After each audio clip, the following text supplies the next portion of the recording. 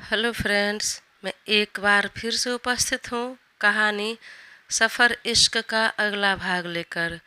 इसके पहले भी 43 भाग अपलोड हो चुके हैं। अगर आपने नहीं देखा तो प्लीज़ एक बार मेरे चैनल पर जाकर अवश्य देखें। जिया और सैम दोनों साथ में कॉफ़ी पीते हुए बातें कर रहे थे। तभी अचानक सैम ने उसके हाथ पर हाथ रख दिया और ऊपर से नीचे तक उसे स्कैन करने लगा। उसके घूरने से जिया थोड़ी अनकंफर्टेबल फील करने लगी। क्या हुआ? तुम मुझे इस तरह घूर क्यों रहे हो? उसने कॉफ़ी मग रखा अपना और जिया का भी नीचे रखते हुए तुरंत उसे अपनी तरफ खींचा और उसके होंठ पर अपना होंठ रख दिया। जिया उसे पीछे की तरफ धक्का दे रही थी, कसमसा रही थी, परंतु सैम ने उसे नहीं छोड़ा। उल्टा उस पर अपनी पकड़ मजबूत कर दी और धीरे धीरे अपना हाथ उसके टॉप के अंदर लेकर जाने लगा। जिया को उसके इस हरकत की जरा भी उम्मीद नहीं थी। उसकी घबराहट बढ़ने लगी। उसकी टच उसे पसंद नहीं आया। वह झटके में उससे दूर हुई और सैम को एक थप्पड़ लगा दिया। सैम झटके में उससे दूर हुआ। वह बेहद गुस्से में आ चुका था और उसे जी में आया कि अभी ताबड़तोड़ 2-4 झापड़ खींच दूँ, लेकिन अभी उसका मकसद पूरा नहीं हुआ था, तो वह शांत रहा और नज़रें झुका ली। जिया को भी अब एहसास हुआ कि उसने उसे थप्पड़ मार दिया और शायद इस बात का बुरा लगा, तो उसने तुरंत सैम का हाथ पकड़कर कहा, सॉरी सैम, मुझे तुम पर हाथ नहीं उठाना चाहिए था, लेकिन मैं तुम्हें कई बार बोल चुकी हूँ ना कि मैं तुमसे प्यार करती हूँ। मैं तुम्हारी हूँ तो तुम्हारी ही हूँ, और बस कुछ महीनों की बात है। शादी तक तो रुक ही सकते हो ना। अगर तुम्हें भरोसा नहीं हो रहा तो मैं आज ही जाकर मम्मी पापा से तुम्हारे बारे में बात करूँगी। पर शादी से पहले ये सब नहीं यार, समझो बात को। सैम ने तुरंत अपना दांव फेंका। जिया, सॉरी, तुम्हें नहीं, मुझे कहना चाहिए। मैं ही अपने ऊपर कंट्रोल नहीं रख पाया। सॉरी जिया, मुझे ऐसा नहीं करना चाहिए था। और तुम यकीन करो, तुम्हें हर्ट करने का इरादा मेरा बिल्कुल नहीं था। पर जिया, इसमें मेरी भी गलती नहीं है यार। तुम इतनी ब्यूटीफुल हो, इतनी अच्छी हो, और मैं तुमसे इतना प्यार करता हूँ कि तुमसे दूर रहने का जी नहीं कर रहा मेरा। मेरा तो जी करता है कि कब तुम्हें अपना बना लूँ, अपनी लाइफ में अपनी बाहों में ले आऊँ। ये 6 महीने का इंतज़ार मुश्किल लग रहा है। कोई मुश्किल नहीं होगी, यूं ही बीत जाएगी, और इंतज़ार का फल हमेशा मीठा होता है, याद रखना। हाँ हाँ, याद तो रखा हूँ बहुत कुछ, और वाकई इंतज़ार का फल बहुत बहुत मीठा होता है, और मैं इंतज़ार करने के लिए तैयार हूँ। पर हाँ, तुम यूं ही कभी कभी मिलने आती रहना। और हाँ, तुम मुझ पर भरोसा करो, यकीन करो, अभी जो कुछ भी हुआ आगे से ऐसा कुछ नहीं होगा। तुम्हारी एक थप्पड़ ने मेरी आंखें खोल दी है कि मुझे कितना हद में रहना है। उसकी बातें सुनकर जिया खुश हो गई और तुरंत उसका गाल सहलाने लगे। सॉरी बेबी, जोर से लग गई क्या? अरे नहीं मेरी जान, आपके हाथ तो फूल से भी ज़्यादा नरम हैं। जोर से क्या, मुझे तो बिल्कुल ही नहीं लगे। जिया झट से आगे बढ़कर उसे हग कर लिया। तुम्हारा थप्पड़ गाल पर कम, उससे कहीं ज़्यादा दिल पर लगी है, और इसकी बहुत बड़ी कीमत तुम्हें चुकानी पड़ेगी जिया। सैम ने मन ही मन बोला और उसके पीठ पर अपनी बाह लपेट दिया, और कुछ देर बाद दोनों अलग हुए। सैम ने बिल पेमेंट किया और दोनों कैफ़े से बाहर निकल गए। इधर पिया सही सलामत थी, उसके बावजूद भी नील बेहद सतर्क हो गया। कहीं न कहीं उसके दिमाग में यह चल रहा था कि ऐनी कुछ न कुछ तो ज़रूर करेगी, चुप नहीं रहेगी। इसलिए उसने अपने आदमियों को बोलकर उस पर नज़र रखने के लिए कहा। पर उसके आदमी ने ही कहा कि सर, वह बेहद शांत बैठी है और बहुत ही ज़्यादा दुखी है। फ़िलहाल तो सेहत भी खराब है उसका, और इस खराब सेहत के साथ अपने टूटे दिल और अपने बिखरे हुए डूबे हुए बिजनेस को फिर से खड़ा करने में लगी है। और यह भी सुनने में आया है कि उसके पापा ने भी अब उसका साथ छोड़ दिया है। जैसी करनी वैसी भरनी। मन ही मन बोलकर नील शांत हो गया और थोड़ा टेंशन फ्री भी। जिया घर आई तो माँ और पापा दोनों इंतज़ार कर रहे थे। उन्हें पता चल गई थी कि जिया कहाँ पर है। पार्थ ने उन्हें सब बता दिया था। सुनकर तो पहले वह नाराज़ होने लगे और तुरंत जिया को कॉल करने लगे, लेकिन सपना जी ने समझाया तब वह शांत हुए। जिया अपने कमरे में जाकर चेंज किया और बाहर निकली। तभी पापा ने तुरंत उसे अपने कमरे में बुलाया। जिया बेटा, इधर आना ज़रा। उन्होंने धीरे से आवाज़ लगाई और उसकी आवाज़ में थोड़ी बहुत जो नाराज़गी थी वह जिया ने नोटिस कर लिया और थोड़ा सकपका गई। पापा के सामने जाने में डर लग रहा था। तब तक पापा ने फिर आवाज़ लगाई। तब वह थोड़ा धीरे धीरे गई, अपने पास बिठाया और सर पर हाथ फेरते हुए कहा, कहाँ गई थी? वो पापा, मैं अपने दोस्त से मिलने गई थी, कैफ़े में। कौन है वह दोस्त? सुनकर जिया ने सर झुका लिया। कौन है वह दोस्त? सुनकर जिया ने सिर झुका लिया। बोलो बेटा, कौन है वो? आपका जो भी दोस्त है बताओ मुझे। आपकी दोस्ती से मुझे आपत्ति नहीं है, लेकिन वह दोस्त कैसे बने, कहाँ मिले, यह जानना तो हमें ज़रूरी है ना बेटा। पापा, वो सैम है और मैं उसी से मिलने गई थी। सैम? यह कौन है और कब से जानते हो आप उसे? पापा, Sam business tycoon mister Smith का बेटा है और शायद नील भी तो उसी की बहन के साथ काम कर रहा है। मेरा मतलब बिजनेस पार्टनर है। और पापा, मैं उसे बहुत सालों से जानती हूँ। वह हाई स्कूल में मेरे साथ था, कॉलेज में भी। उसी समय से मैं उसे पसंद करती हूँ, लेकिन तभी फिर वह इंडिया छोड़कर चला गया था। अभी आया है कुछ दिनों पहले, तो फिर अभी हमारी मुलाकात हुई। उसका नाम सुनकर दोनों पति पत्नी चुप रह गए। जब पापा चुप रह गए तो जिया की थोड़ी हिम्मत बढ़ी और उसने पापा की तरफ देखते हुए कहा, पापा, मुझे आपसे कुछ बात करनी है। हाँ बोलो बेटा। पापा, हम दोनों अपनी लाइफ में आगे बढ़ना चाहते हैं। हम दोनों शादी करना चाहते हैं, लेकिन अभी नहीं, जब मेरी पढ़ाई पूरी हो जाएगी तब। मिस्टर स्मिथ का भी अलग ही रुतबा था अपना। उसके साथ बिजनेस करने के लिए सब उनके आगे पीछे करते रहते थे और सैम उसी का बेटा था। सुनकर दोनों पति पत्नी को ज़्यादा आपत्ति नहीं हुई, क्योंकि वैसे ही उसके मंडप छोड़कर भाग जाने की वजह से बहुत बदनामी हुई थी, तो इतनी जल्दी ढंग का रिश्ता मिलना मुश्किल था। ऊपर से सैम बड़े घर का, बड़े बिजनेसमैन का बेटा था, तो इससे ज़्यादा और उन्हें क्या चाहिए। लेकिन फिर भी उन्होंने जिया को समझाया, ठीक है बेटा, रिश्ते की बात हम दोनों आपस में करेंगे। आप तब तक अपनी पढ़ाई पर ध्यान दो, फोकस करो। मुझे समय मिलता है तो मैं मिस्टर स्मिथ से खुद जाकर बात करता हूँ। जी पापा, थैंक यू। हाँ बेटा, तब तक आप लिमिट में रहना, अपनी लिमिट क्रॉस मत करना।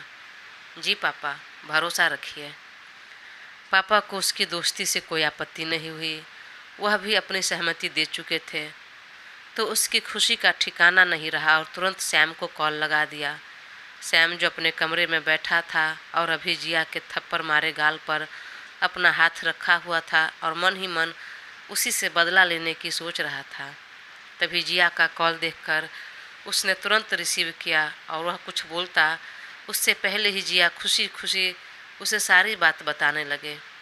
तुम टेंशन मत लो, पढ़ाई पूरी करते ही होते ही मेरे पापा तुम्हारे पापा से बात करेंगे और बहुत जल्द हम एक हो जाएंगे।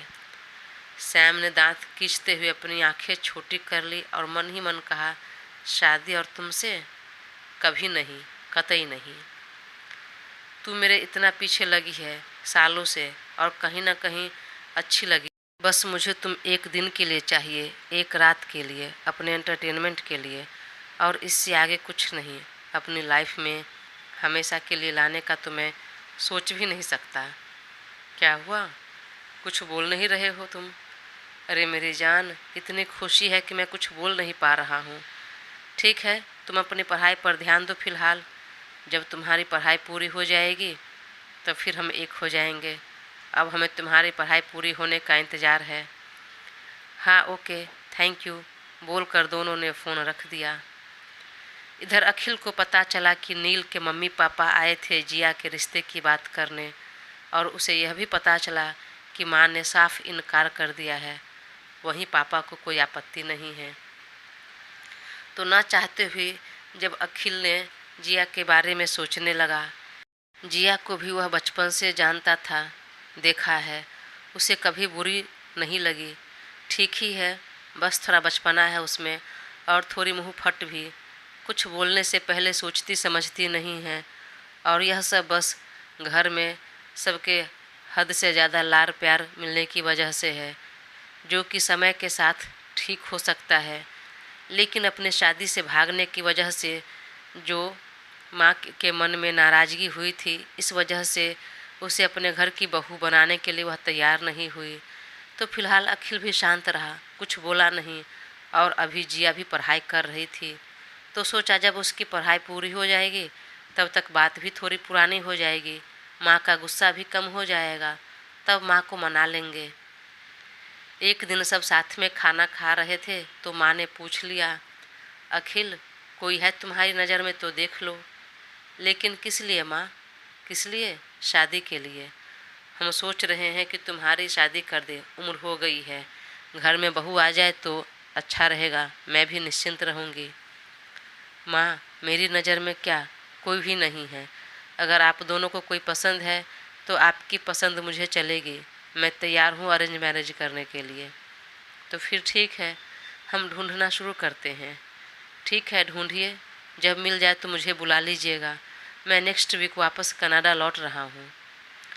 अगर उधर की कोई लड़की है तुम्हें पसंद है तो देख लो। नहीं माँ, मुझे इंडियन ही चाहिए, और मैंने कहा ना, आप और पापा देखो, मुझे कोई प्रॉब्लम नहीं। तो पापा ने कह दिया, जिया कैसी लगती है तुम्हें? अखिल जब तक कुछ बोलता, माँ ने डपट दिया, नहीं, जिया हमारे घर की बहू नहीं बनेगी, कभी नहीं। वह मेरे अखिल के लायक नहीं, मेरी बहू बनने के लिए लायक नहीं, उसमें कोई गुण नहीं है। अरे उसमें गुण नहीं है तो क्या हुआ, तुम में है ना, तुम अपना गुण उसमें डाल देना, तुम्हारी संगत का असर हो जाएगा उस पर। जितना तुम सोच रही हो उतनी भी बुरी नहीं है बच्ची वो। और इससे अच्छा क्या होगा, सत्येंद्र और हम दोस्त, दोनों दोस्त से रिश्तेदार बन जाएंगे, समधी बन जाएंगे। पर मुझे आपत्ति है, मुझे अपना रिश्तेदार नहीं बनाना उन्हें। दोनों में बहस होते देख अखिल ने तुरंत कहा, प्लीज़ आप लोग शांत रहिए और फिलहाल इस टॉपिक पर बहस करना बंद कीजिए, वरना मैं शादी से ही इनकार कर दूंगा। दोनों तुरंत चुप हो गए। इधर सैम जिया के थप्पड़ मारना भूल नहीं पा रहा था, वह बदला लेने पर उतारू हो गया था। मुझसे शादी के सपने देख रही है, पूरा जीवन बिताने की, लेकिन मेरे ही करीब आने पर थप्पड़ मार दिया। इसकी इतनी हिम्मत कि मुझ पर हाथ उठाए। नहीं, इसे तो सबक सिखाऊंगा मैं। यह बहुत आदर्शवादी बन रही है, शादी से पहले कुछ नहीं करेगी, मुझे करीब नहीं आने देगी। पर मैं भी सब आदर्शवाद निकालता हूँ इसकी, तुम्हारी सारी हेकरी निकाल दूंगा। शादी से पहले तुम्हारे करीब आऊँगा भी, सब कुछ करूँगा भी, और उसके बाद शादी नहीं करूँगा। और यह मौका बहुत जल्द आ जाएगा। उसने करीब एक हफ्ते बाद जिया को फ़ोन किया, बेबी आज शाम को पार्टी है रॉयल पैलेस होटल में, तुम आओगे ना? पार्टी? किस बात की पार्टी, किस खुशी में? बेबी मुझे तुमसे यह उम्मीद नहीं थी। क्या हुआ, क्या उम्मीद नहीं थी? आपको इतना भी पता नहीं है कि आज मेरा बर्थडे है? अब जिया को याद आया, वह सच में भूल गई थी। ओह सॉरी सैम, सच में मेरे दिमाग से निकल गया था, वो एग्ज़ाम आ रहे हैं ना, तो मैं उसी की पढ़ाई के चक्कर में दिमाग से निकल गया। पर प्लीज़ तुम नाराज़ मत होना, मैं शाम को आ रही हूँ। नाराज़ नहीं होऊंगा, पर एक शर्त पर। कैसी शर्त? तुम जल्दी आओगी तब। पक्का जल्दी आऊँगी। ओके, जल्दी आना जाने मन। एक तो अभी से मेरा बर्थडे भूल गई। कुछ नहीं, कम से कम जल्दी आओगी तो मुझे भी खुशी मिल जाएगी। हाँ आ रही हूँ। और तुम्हें क्या गिफ्ट चाहिए? कुछ नहीं, तुम आ जाओगी वही बहुत बड़ा गिफ्ट हो जाएगा। ठीक है, पर फिर भी मैं लेकर आ रही हूँ कोई अपनी पसंद का खूबसूरत सा गिफ्ट। और वह तुरंत उसी शाम रेडी होकर मॉल में जाकर सैम के लिए कपड़े, परफ्यूम वगैरह खरीद रही थी। संयोग से उसी मॉल में अखिल भी शॉपिंग करने आया था। अगली सुबह उसे कनाडा के लिए निकलना था, तो कुछ ज़रूरी चीज़ें लेने आया था वो, और उसने जिया को थोड़ी दूर से ही देख लिया। ब्लैक कलर के सिंगल स्ट्रिप वाला घुटने तक की लंबाई के फ्रॉक पहने वह बेहद खूबसूरत लग रही थी। देखकर एक पल के लिए अखिल की नज़रें उस पर ठहर गई और मन ही मन बोला, यह लड़की मॉल में अकेले क्या कर रही है, क्या शॉपिंग कर रही है। मन में बोलते हुए चुपके से उसके पास आया और पीछे से सर पर एक टपली मार दिया। क्या शॉपिंग कर रही है चुड़ैल। जिया को जोर से चोट लगी। वह झटके में मुड़ी और सामने अखिल को देखकर और ज़्यादा चिढ़ गई। क्यों मारा, क्या है। मेरा मन हुआ इसलिए मार दिया। क्या कर रही है तू यहाँ पे। क्या कर रही हूँ, तू अंधा है, आँख नहीं है। सामने तो दिख रहा है कि तेरे पास 2 आँखें हैं, फिर भी दिखाई नहीं दे रहा। तो बता देती हूँ, शॉपिंग कर रही हूँ। बस तू बता, तू क्यों आया है। मैं यहाँ पर क्यों आया हूँ, वो मैं तुझे देखने आया हूँ। मुँह संभाल कर बात करना। अरे मुँह संभाल कर ही बात कर रहा हूँ, तो सीधे सीधे जवाब देना, क्यों आया है। मैं भी कुछ काम से आया था शॉपिंग करने, लेकिन तुम्हें देखा तो इधर आ गया। वैसे यह शर्ट, परफ्यूम किसके लिए शॉपिंग कर रही है। अपने किसी खास के लिए। सुनकर न जाने क्यों अखिल को बुरा लगा और तुरंत पूछ लिया, वैसे कौन है तुम्हारा खास। अपने बॉयफ्रेंड के लिए ले रही हूँ। सुन लिया। सुनते ही अखिल का कलेजा धक से रह गया और न जाने मन में एक जलन की भावना आ गई। यह फीलिंग क्यों आई वो भी समझ नहीं पाया, और जब वह सामान पैक कर जाने लगी तो न चाहते हुए भी अखिल ने उसकी कलाई पकड़ ली। कौन है तुम्हारा बॉयफ्रेंड, कौन इतनी जल्दी आ गया तुम्हारी लाइफ में, नाम तो बताना ज़रा। क्यों, तुम्हें क्यों बताऊं, तू कौन है मेरा, लगता कौन है। मेरा गार्जियन है, बाप है, भाई है। नहीं न, तो अपने काम से मतलब रख, मेरे मामले में इंटरफेयर करने की ज़रूरत नहीं है। और झटके में उससे कलाई छुड़ा ली तो अखिल ने वापस उसकी कलाई पकड़ते हुए बोला, ए लड़की, हद में रहना, जल्दी बता कौन है तुम्हारा बॉयफ्रेंड, और नहीं तो मैं अभी के अभी सत्येंद्र अंकल को कॉल करूँगा। उसने तुरंत अपना मोबाइल उसके हाथ में पकड़ा दिया। ले, शौक से कॉल कर ले। वह उसकी तरफ देखकर चौंकने लगा। ज़्यादा चौंक मत और बेमतलब का भौंक मत। सब पता है पापा को, मैंने सब बता दिया है और उन्हें कोई आपत्ति नहीं है, और बहुत जल्द हम शादी भी करने वाले हैं। बोलकर वह गिफ्ट लेकर आगे बढ़ गई। वहीं उसकी बात सुनते ही अखिल का कलेजा धक से रह गया। ऐसा महसूस हुआ जैसे वह कुछ खो रहा है, कोई बहुत बड़ी चीज़ उसकी लाइफ से जा रहा है, और ना चाहते हुए भी वह उसके पीछे हो लिया। दोस्तों, कहानी आगे जारी रहेगी। प्लीज़ अपना साथ बनाए रखें और चैनल को सब्सक्राइब कर मुझे ज़रूर सपोर्ट करें। Thank you.